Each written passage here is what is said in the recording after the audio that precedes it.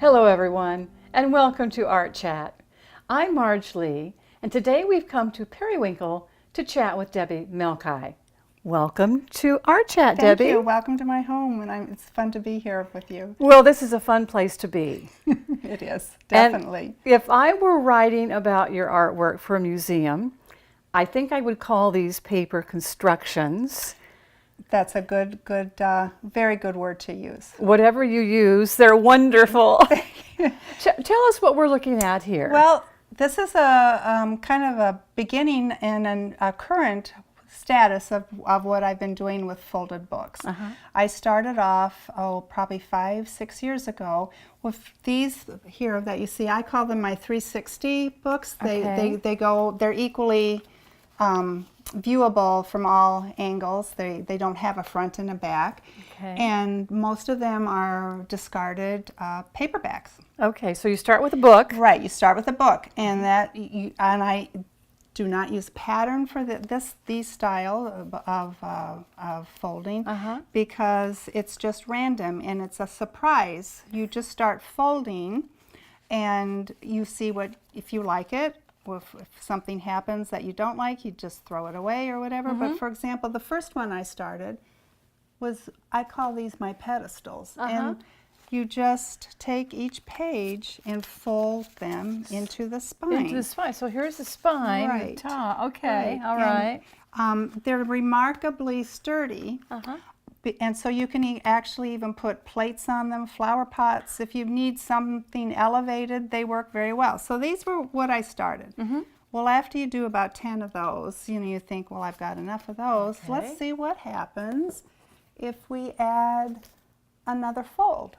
So you can see that I still have this fold, which is that one. This basic fold. But then let's shake it up a little and let's fold it into a triangle. Oh, amazing. And just by doing that, you get more of a lantern effect. And that's just by adding another fold. This one, we went even a little we went a little farther and decided to make this center fold, which is this one, and then this one. That one. Do more of them, so you really got a spacing. More of an intricate. That's and so very that fascinating. pulls that all apart. Again, it's just playing around.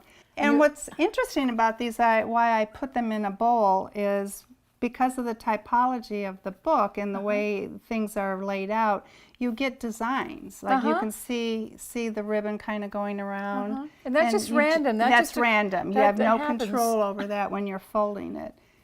Okay, now you were talking about using patterns. Yes, a lot of patterns are available commercially, or there are groups of people that do these book foldings that will share their patterns, and so they're available. When you start getting into the patterns, you have to be very cognizant of the length of your book, how many pages are in it, because the pattern dictates to you how many pages you're going to need to make your folds, and the length you need to complete the whole design. Okay. So this is a pattern. That's a pattern. This is what you have to work with. Oh my Here's gosh. another one. This is it. And this is where the real patience and the real pay attention to detail happens. Because before you even start, like for example, let's take this one. This one works. Okay. You will see when you go to the end of you have Oh my gosh. 253 pages folds that you have to do, which means you need a book that has over 500 pages because they're numbered on one side of the other. Okay. I learned that the hard way. Interesting. Now, how long did it take you to do this? Well, I hate to discourage anybody that wants to. Maybe I shouldn't ask. But let's leave out the time of finding your book, which we can talk briefly about that if you'd like. There's probably about 35 hours. Oh my goodness. Oh my goodness. Now, how about just a basic one? That one you could do in an hour. Okay. Yeah. See, there's hope. So there's hope for me. Okay. That's why you start with these little ones, and I find them fun. They're fun, and it's fun to do them with kids. And here's all my tools. I mean, all you need basically is a good metal. You need the what's the metric The ruler, metric, because of sometimes your pattern is so intricate that you need those tiny little things. And you start with your book once you know where you're going to start it, and what you do is take your pattern, and it's going to say, okay, mark this particular book at, this is probably about 2 centimeters, and you make the little mark with your pencil, and then you have to do the bottom fold. Oh my gosh! So And let's turn that up so they can yes. see that with the camera. What you're showing here. These little little pencil little marks tiny here, tiny marks here, which mark fold 1 and fold 2. Every page will have at least 2 folds. Gosh. Sometime there'll be more. And you've gone through and marked so all your these. very first step is to mark everything. You want that real sharp, because when you get into the detailed patterns, just the width of your pencil lead can throw your pattern Oh my off. gosh. That's amazing. Because, yeah, it really, people think, oh, I'll just fold some paper, and while that works for these to a point, it does not work when you get to Not this. so much No, with something like this. It doesn't.